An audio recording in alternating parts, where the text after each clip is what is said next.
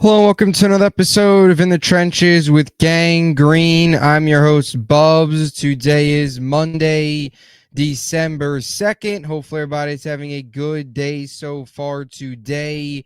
This is episode 438 of the In the Trenches with Gang Green podcast. I thank you, as always, for joining me. It's another Monday in Jetland as they fell yesterday to 3-9, officially finding themselves with their ninth straight losing season as they fell to 3-9. The best, of course, they can do now is 8-9 over the next 5 games, which most likely will not happen. Today, I want to break down some alarming Aaron Rodgers comments, get into some other comments from a few other players, some other thoughts from this game, some alarming stats as well. And then we'll get to a little bit of positives towards the end, because there were some positive notes to take away from yesterday's game from a young Oluf perspective. Look good. Will McDonald looks good.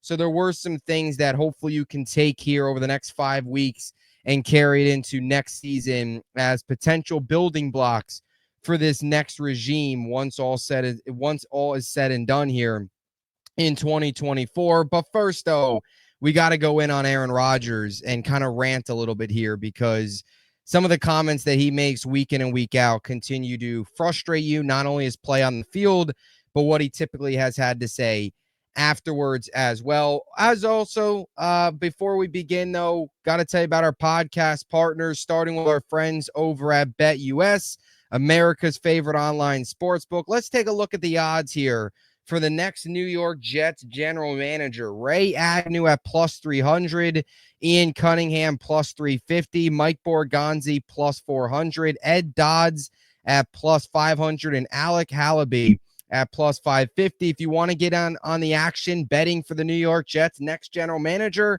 use my link in the description of this video to get a 125% sign-up bonus on your first 3 deposits up to $2,000. Also, our friends over at SeatGeek. If you're a first-time SeatGeek user and you're looking to get out to any awesome event, whether that be sporting, a play, a concert, a show, you name it, use my promo code BUBSONSPORTS for $20 off your first purchase and get yourself out to some awesome events. Also, our friends over at Huga House. You see me wearing my Huga House hat on the pod right now. If you want the hat I'm wearing or any of their other awesome selections of hats, use my promo code BUBS for 15% off any purchase and get yourself some awesome Huga House swag. So here we are, episode 438. This brutal 2024 campaign lives on. The New York Jets yesterday looked good to open things up, and then in typical 2024 New York Jets fashion, they found a way to blow it, blew a 14-point lead. We'll get into some of the numbers. We'll get into the last time that has happened, especially for Aaron Rodgers. A lot needs to be broken down here in today's episode, but I got to start here with Aaron Rodgers, because obviously when I do my recap pods, right after the game, post-game press conferences haven't happened yet. Yeah, especially yesterday. Game ended. I fired up the post-game pod in about 5 minutes and just started obviously talking and discussing the game. So I didn't see Rodgers' comments until afterwards, because his post-game press conference took place during the pod. But yesterday there was comments made by Aaron Rodgers that I think's got to get you so frustrated if you're a Jet fan, even with this team being at 3-9. The lack of accountability from this coaching staff, the lack of accountability from a lot of players on this team is alarming. It's a major problem. It's something that the next head coach and general manager, day one on the job, need to get cleaned up and need to set a precedent of accountability, holding each other accountable, and really playing as a team, not pointing the finger at each other, not going on social media and pointing the finger at different people, which is also what we saw yesterday from DJ Reed. But I got to get to an Aaron Rodgers comment here, and there was 2 comments. One of them I have a clip for, and the other one I'll just say what he said. Here's the first one. Rodgers after the game yesterday, not taking accountability for his poor performance. Why do you think statistically and the plays aren't, like, the health is now there, but the maybe the numbers aren't what you'd expect it to be? Well, there's 11 guys on the field, Sometimes it's my fault, Definitely multiple times today. And then sometimes the details aren't there in some other spots too. So I get in that clip there, he says, sometimes it's my fault. Today wasn't. Obviously, a lot of things today were my fault. But then he also goes on to say there's other times, there's other details from basically saying other players that don't do their job. All Rodgers has to say in that situation, all Rodgers has had to say all year is just stand up there at the podium. And if somebody asks you that type of question, just say, look, I didn't play well enough today. I've got to be better. It starts with me. I'm the quarterback. I was brought in here to bring this franchise out of the doldrums. And while Rodgers isn't the main problem right now, he certainly is far from a solution for this team. So that was alarming. Again, there's 11 guys on the field. Sometimes it's my fault, and then sometimes the details aren't there in some other spots too. You played terrible down the stretch yesterday. Your 2 plays yesterday decided that game. The missed ball to Garrett Wilson on a beautiful route from Garrett, which it makes you sick as a Jet fan that type of route, that type of execution from Garrett in a red zone opportunity where we can all say hasn't gotten enough looks in his Jet career in the red zone, in the end zone as well.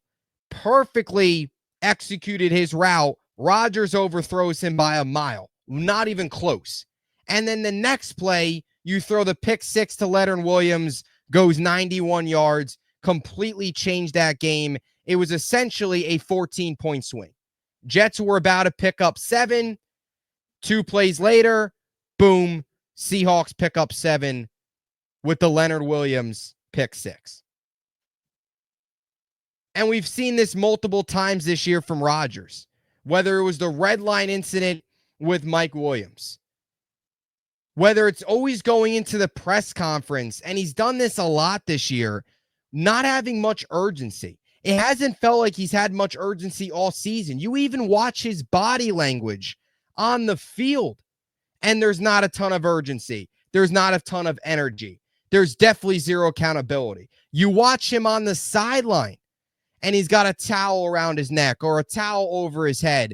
He's looking down at the tablet or staring into space or whatever the case may be, never talking to anybody on the sideline. How many times this year have we seen Aaron Rodgers, after a bad pass or a bad play, look over to the sideline and kind of do one of these? Like he's looking at the sideline, looking at the coaching staff. It's like, it's not my fault. It's somebody else's fault. I'm not the problem. And while he's not the main problem, Rodgers, you're not anywhere close to a solution. And I don't know how anybody in their right mind can watch yesterday's games or any of these other games and say to yourself, you would want this type of guy back in 2025. Not only was it that comment that I just played for you, but he also mentioned the wind yesterday as a factor. Are you serious? He talked about the wind. You played in Lambeau forever, and you're complaining about the wind? Are we serious? And that reminds you of Zach Wilson when he blamed the wind after the 2022 debacle coming out of the bye week, the game where I believe it was Marcus Jones returned the punt return. Zach Wilson got benched that week. Mike White took over the next week against the Bears as the Jets there fell to 6-4 after that New England game. That was basically the end of Zach Wilson in New York. That quote where Zach Wilson said it was windy out, and that quote ended it for Zach. He ended up getting benched, obviously returned later in that year, didn't work out. Then you go into last year, of course, was a disaster, got benched as well. That was like the end. Yesterday, Rodgers talking about the wind. You got to be kidding me. It was one of those moments as a Jet fan where you're thinking to yourself, like, time is a flat circle. It really is. 2 years ago, quarterback talking about the wind. this point in the season as well. And now, 2 years later, from Zach Wilson to Aaron Rodgers, from a bust to a future Hall of Famer, and we're still complaining about the win. Heck, week 4 against the Broncos, we were talking about the rain. It messed with the game plan, right? Even Salah talked about it. Like it was some acid rain coming down. Oh my God, rain. We've never seen this before. You play in New Jersey. You play in the Northeast. Like, seriously? Rodgers, you played in Lambeau. This isn't some crazy climate that we've never seen before. I'm so sick of the excuses. And Rodgers was supposed to come in here and kind of get away from those excuses, not have those things pop up. And he has had moments where he's held himself accountable. He said it yesterday, I got to hit Garrett there. He did say that. But then you also get the quotes like, sometimes it's me, it's not all 11 guys, or there's 11 guys, sometimes it's me, sometimes it's not, it's others. You had the whole Mike Williams situation. It was the red line. Guess what? The week before against Minnesota, you threw it at Mike Williams' ankles. We didn't hear anything then. Mike Williams goes to Pittsburgh, first game, scores a touchdown. So what's the issue here? Are you the problem, or is it the guy that just went to a different team, scored in his first game? The game has passed Rodgers by. It has passed him by. And I think you see it just with the way the offense has gone the last couple weeks. Is the scripted plays for this team over the last couple weeks has been better, right? I think we can mostly agree with that. The starts to these games on offense with Downing taking over have been much better. But once they get away from the scripted stuff, you're starting to see those problems arise again. And a lot of that is just this offense and the way Rodgers runs things. Very little pre-snap motion. We talk about it. There's not much deep shots, although we saw a little bit more of that yesterday. But it's a lot of force feed it to Devontae.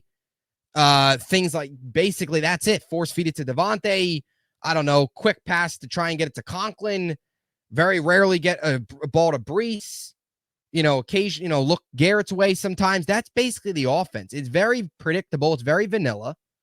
And that's just what Rodgers brought here. And you saw it in Green Bay towards the end there. The way he was running things, the way he kind of viewed the field, the way he was, right, his target, the receivers he was targeting, the routes that he was targeting, all those different things. Like, that's not modern day NFL. It's passed them by. The game has passed Rodgers by. He's old. He's 41 today. He's been in the NFL for 20 years. He's been here forever. It's passed him by. He's like an old man that hasn't caught up with the times, that hasn't caught up with technology. That's what Rodgers is right now. And that's certainly not fitting well in this locker room. And when you see your supposed leader, right, hang his head, walk off the field with his head down, not even get up from the bench to talk to his receivers, to talk to the offensive line, whatever he's got to do. Instead, we've seen Tyrod this year get up and talk to the receivers, get up and talk to the team. Rodgers never does that. When you see your supposed leader go into the press conference and deflect blame when he was one of the big reasons why this team lost yesterday, and has been a big reason why they've lost many games this year. They're 0-5. Rodgers has had 5 opportunities this year to go down the field and score. He's 0-5 in those games. That's a major problem. Major, major problem.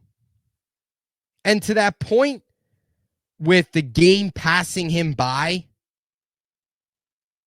I think Leonard Williams' quote yesterday, which I also want to play this clip from him, and we don't typically play clips from other teams, but I want to play this clip because I think it encapsulates where this team is at right now, how predictable this offense is, and also tells you that nobody in this building, nobody in this fan base should want Rodgers back next year, because the fact of the game passing him by and him becoming predictable and him losing his touch, Father Time essentially catching up with him because Father Time is undefeated.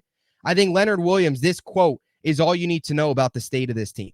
The play before your pick six, Rodgers, they had a wide open receiver that he just sort of overthrew there.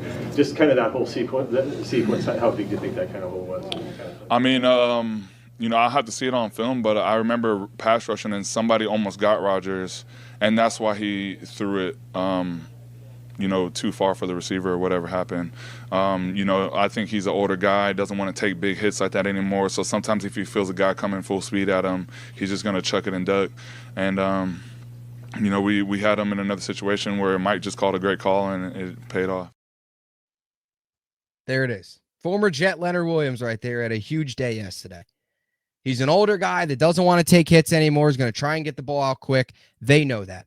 There was even a quote from a Patriots player after the game up in New England when the Jets fell to 2-6, where it was something to the point of they knew Rodgers wasn't going to roll out, or they knew if they get pressure on him, they would be able to bring him down, or something like that. Rodgers has lost he's lost it. He's lost it.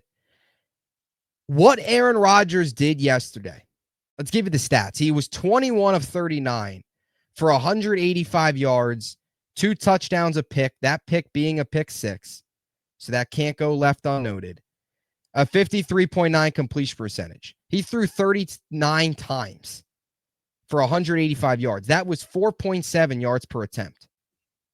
That was pathetic. But my point is, that performance yesterday is about as good as you're going to get from Aaron Rodgers at this stage in his career. That's about it.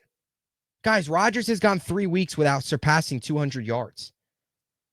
And not even just talking about 3 weeks, 200 yards. The last time Aaron Rodgers had a game where he threw for over 300 yards was week 14, December 12th, 2021 against the Bears, when he threw for 341 yards. To put that into perspective, Robert Saleh, Garrett Wilson were in their first, or Zach Wilson were in their first season. Garrett Wilson, Breece Hall, Sauce Gardner, Jermaine Johnson weren't even in the league. Braylon Allen was what? Some 17-year-old kid, now 20. Well, let's just put that into perspective. The last time Aaron Rodgers threw for over 300 yards in a game was Zach Wilson's rookie year, Robert Saleh's first season. The core pieces of this team, Breece, Garrett, were still in college. That's crazy to think about. Crazy. And you want to say, oh, well, he missed all 2023. Fine, but still didn't do it all in 2022. And 12 games into this year, hasn't even sniffed it. But that's the big point. And that's kind of what I want to close on all this.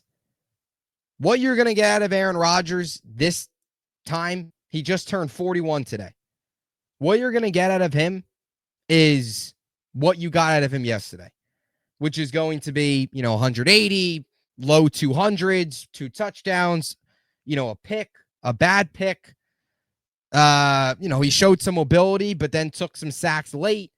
Overall, though, not a whole lot of mobility, a lot of just being banged up. That's kind of what you're going to get out of Rodgers. That's where he's at. And acting like, if you're a fan right now, acting like Rodgers is going to come back next year, when he's going to turn 42 next December, another year older, acting like he's going to come out and all of a sudden turn back the clock when, let's be honest, since 2021, it's been 3 years since he's looked good, since he's looked above average. I mean, right now, Rodgers is average to slightly above average. He's average. That's what Rodgers is right now. I think most people would agree. He's average at best. The last time Rodgers has looked above average was 2021, because he was average in 2022, tore his Achilles in 2023, average this year. So another year removed from those MVP seasons, 2025, we're going to sit like this guy, new system, new coaching staff, is going to have any urge, any like, I don't know, the word's slipping from me right now, but any motivation, there it is, to come back and try and perform at a high level? No, it's not going to happen. And those numbers you got from Rodgers yesterday are numbers that you can get from Tyrod Taylor. Tyrod could have went out there yesterday and completed 53% of his passes for 185 yards and 2 touchdowns. Heck,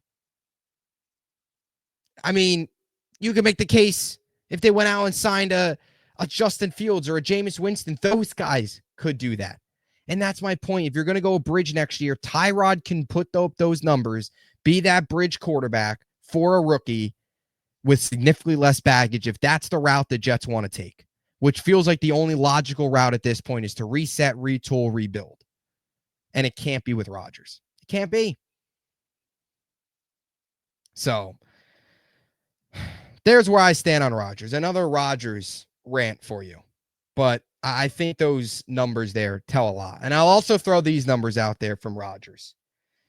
Going into yesterday, he was 75-0 in his career when his team was leading by 14-plus points. Yesterday, they were leading by 14-plus points at home. Again, 75 at home and 75-0 at home in his career. And when leading by 14-plus points during a game. Yesterday, they were up 21-7. They lost the game. He is now 75-1. His 4.8 yards per attempt with a clean pocket yesterday was the 5th game of the season where he had below 5.2 yards per attempt with a clean pocket. That's the most such games in the NFL, and no other quarterback has done it more than 2 times this season. Ugly, ugly, ugly. We talk about this 10-yard offense. The only passes now that he can connect on are those short throws. Those go balls, those over-the-shoulder balls to Devontae, even to Garrett, they don't work. For whatever reason, targeting Gibson in that Cardinals game deep, targeted Malachi Corley yesterday deep, didn't make sense. Even the short balls. You saw him miss Conklin. You saw him miss Devontae a handful of times. It's pathetic. And I think this might be the most alarming of them all. From 2022 to present, Aaron Rodgers ranks 30th out of 33 qualified passers in total QBR. 33rd is Will Levis with a 35.7. 32 is Bryce Young with a 36 QBR. Mac Jones is 31 with a 37.1 QBR. And there is Aaron Rodgers. Your big $40+ million quarterback, 44.5 total QBR since 2022. That is 30th in the NFL. He's barely, from a QBR perspective, he is one of the worst, from a QBR stat, one of the worst quarterbacks in the NFL, QBR-wise. And I know that's not the end-all, be-all, but that's ugly. He's in a group of Will Levis, Bryce Young, Mac Jones, Aaron Rodgers. Levis won't be a starter next year. Mac Jones is terrible. He's a backup. Bryce Young has done some good, but still unknowns there. And then, yeah, your 41-year-old quarterback. And some people want him back. So those are my thoughts on Rodgers. Now, a couple other quotes I wanted to get to. One mainly from Breece Hall. And this is where, like, these type of losses, these type of seasons just continue to wear on these guys. And this type of losing, this organization, this is where, if you're a Jet fan, you continue to get concerned.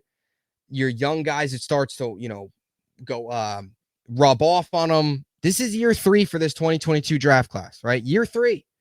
And what they've sat through is a 7-10 year in 2022, which saw them lose 6 straight games to end the year. A 7-10 last year, which saw them have the worst quarterback room. And basically the organization gave up trying to get a backup the minute Rodgers went down. 7-10. And now this year, they're a part of an organization that currently doesn't have a head coach, does not have a general manager, and is 3-9. And we heard Garrett Wilson last year say, quote, 2023 was the worst year of my life. Pretty harsh, but that's what he said. And Breece Hall took to the podium yesterday, and he had a very eerily similar quote. And I think it just concerns you as a Jet fan when you continue to hear these quotes. And part of this quote was more so just Breece with his own performance. He has 6 fumbles this year. He only had 3 in the previous 2 seasons. He lost another one yesterday, had 2 fumbles yesterday. Definitely the confidence right now. He's struggling with it, holding on to the football. So I do think that was part of it. I don't think necessarily this was like a shot at just losing. It was more so his own performance. But it still feels like these quotes, even some of these performances, could just be the losing, the culture, the Jets. It eats away at a lot of these guys.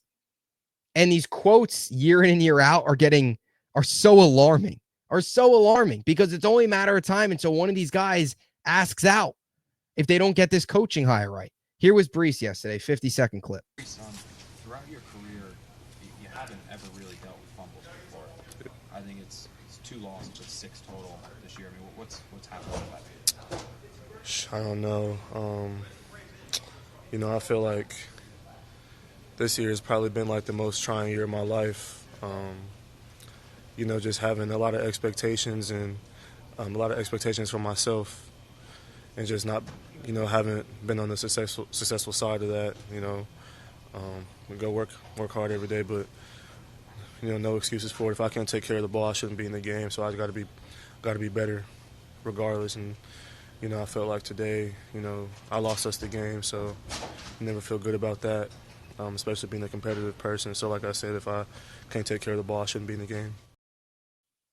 So there was Brees, definitely taking some accountability, but that quote there, the most trying year of my life. So last year you got Garrett at the end of the season. I believe it was actually postseason at their exit press conferences. He said the worst year of my life. Now Brees this year, 12 games in, the most trying year of my life. You even heard Sauce yesterday talk about like losing and how they never lost this much before. It's just, these are the games, these are the seasons as each one goes by. These guys are now entering year 4 next year. Year 4.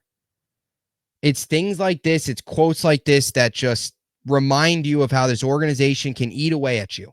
And all this losing, especially to these guys who didn't do a whole lot of losing in college, right? It eats away at them. And these quotes, they're not good. They're not good.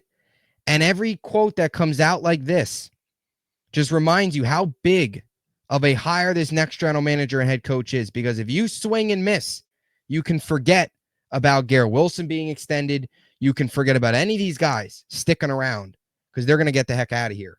If 2 years from now, or even this time next year, if we're talking about a Jet team that is 3-9 again, or even 4-7, or well below 500, if they're not at least competitive next year, these quotes are only going to get more and more common. And you got to appreciate Brees for taking accountability.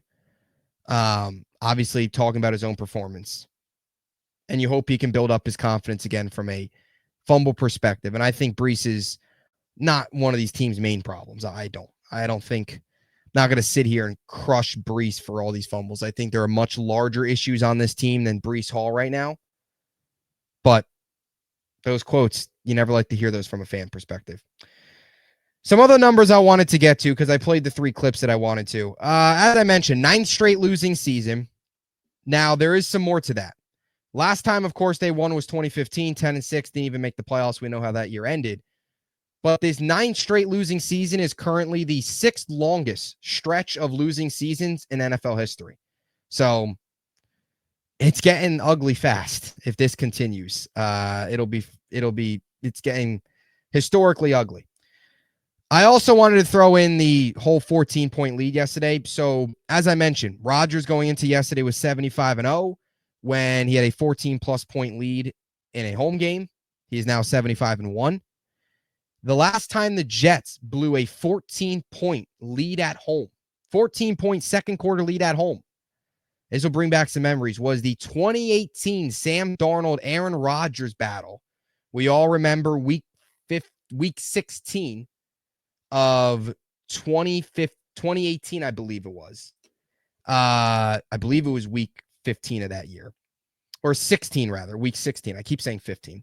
Week 16, that 44-38 overtime loss to the Packers. That was the Sam Darnold, Aaron Rodgers duel game where many of us, including myself, thought that Aaron Rodgers or Sam Darnold was at that point playing really well to end out his rookie season. Felt like he was becoming the real deal. He threw for 341 yards in that game. I believe he had 3 touchdowns. That was a huge, huge day for him, of course. Last time the Jets blew a 14-point second quarter lead was in that game. 2018. Sam Darnold. Todd Bowles still the coach the last time. So even yesterday was pretty uncommon for the Jets recently. They haven't done what they did yesterday in, 6 years? So a lot has happened since that Green Bay game. Darnold is now 10-2 with the Minnesota Vikings. So crazy, crazy for sure. But that was the last time. One of those games in a lost season that you'll always remember as a Jet fan was Darnold balling out against the Packers. And of course, they lost that game 44-38 because the defense under Bowles were never very, very strong, especially at that point, his last really his second. That was Bowles' last home game as a coach, because then they went up into New England the next week and obviously got blown out. So that was that. One more stat. I thought this was interesting because I talk about this a lot on the pod, and many other Jet fans have talked about this a lot, about just like the betting odds this season and how the Jets are favored in so many games. They were favored again yesterday. It started with the Seahawks -1, and then it was even. Then it was Jets -1. I don't know why the Jets have been favored so many times this year, but they were favored again yesterday. And they're the first team in the Super Bowl era to start 3-9 while favored in 9 of their first 12 games of the season. So that is crazy. Crazy. First time in the Super Bowl era, a team has been favored in 9 of their first 12 games, and in those 12 games started 3-9.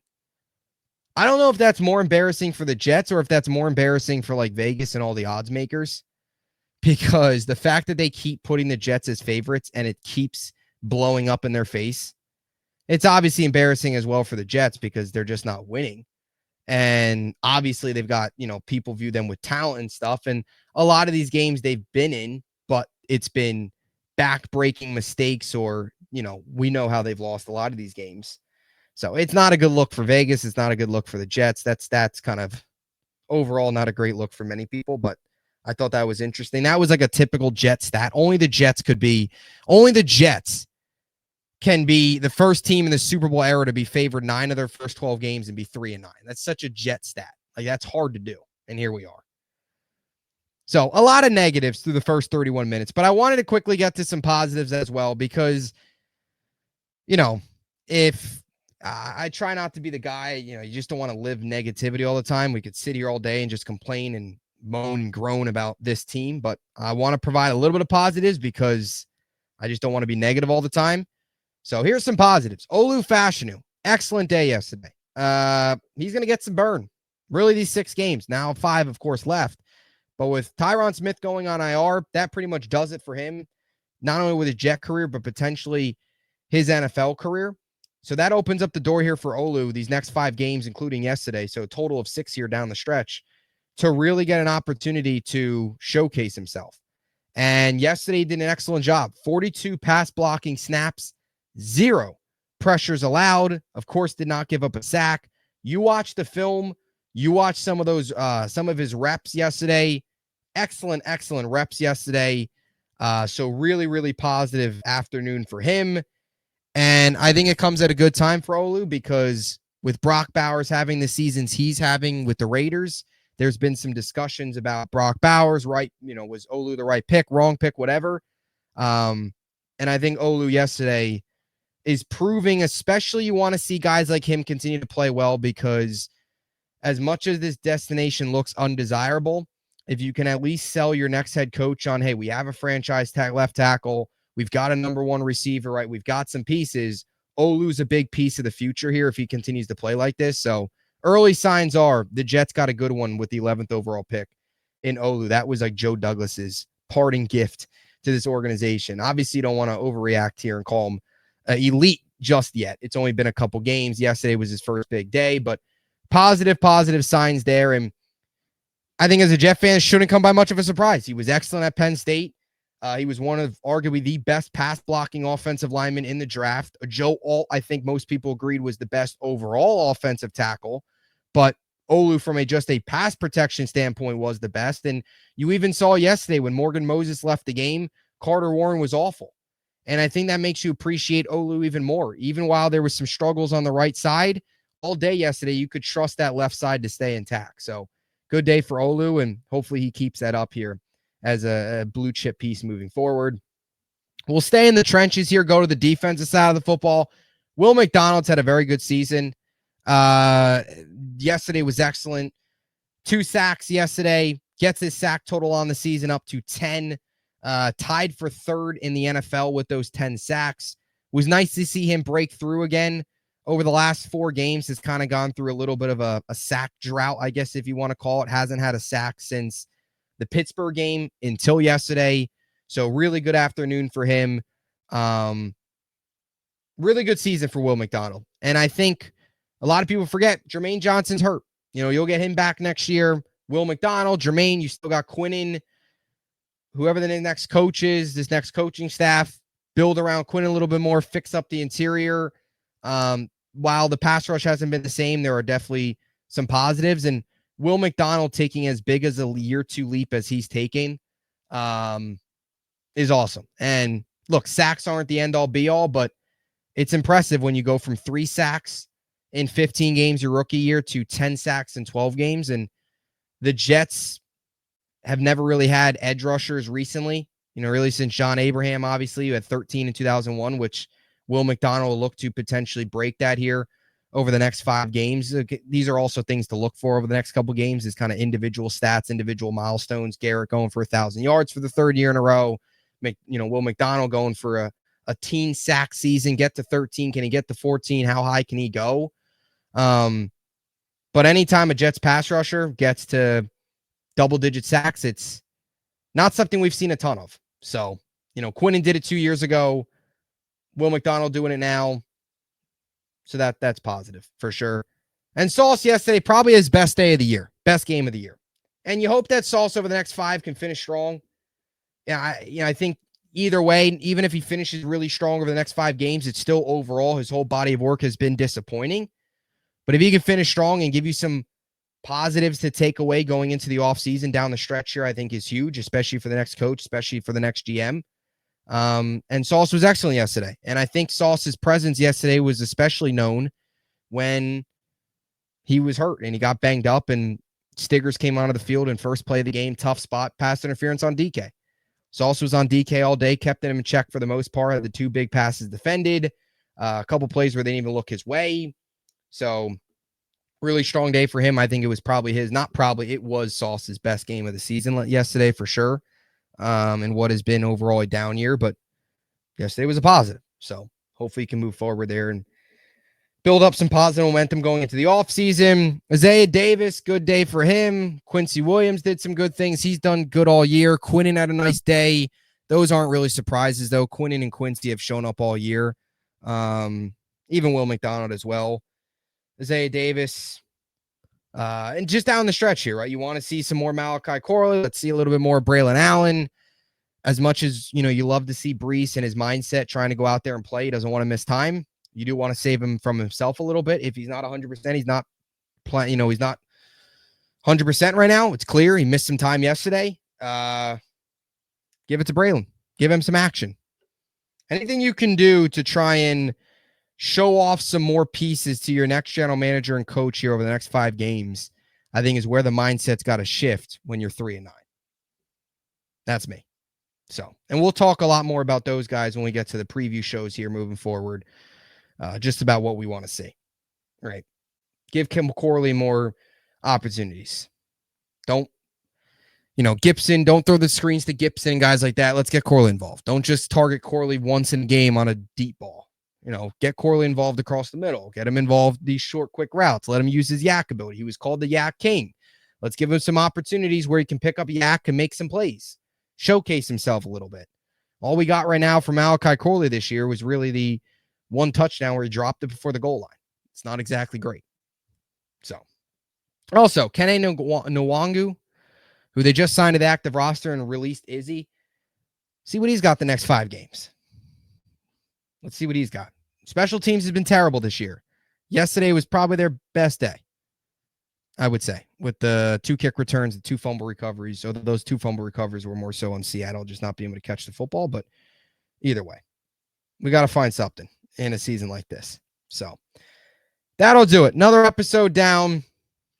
Appreciate you all so much for tuning in. We'll have a lot more content coming your way, as always, the rest of this week. Stay tuned. Appreciate the support. Make sure to please like and subscribe. Until next time, JETS. Jets, Jets, Jets.